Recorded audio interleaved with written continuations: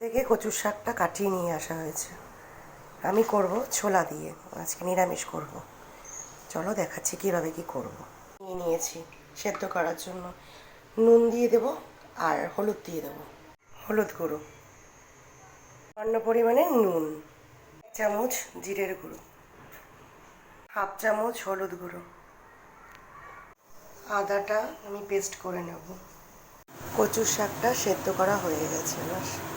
রান্নাটা সর্ষের তেল দিয়ে করবো, তাই সর্ষের তেলটা তেজপাতা 2টো, 3টে শুকনো লঙ্কা আর 5 ফোড়ন দিয়ে রান্নাটা করবো, তাই 5 ফোড়ন দিলাম।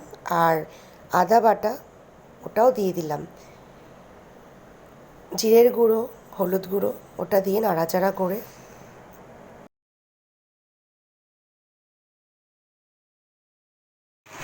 ছোলাগুলো দিয়ে দিলাম, কচুর শাকটা দিয়ে দিলাম,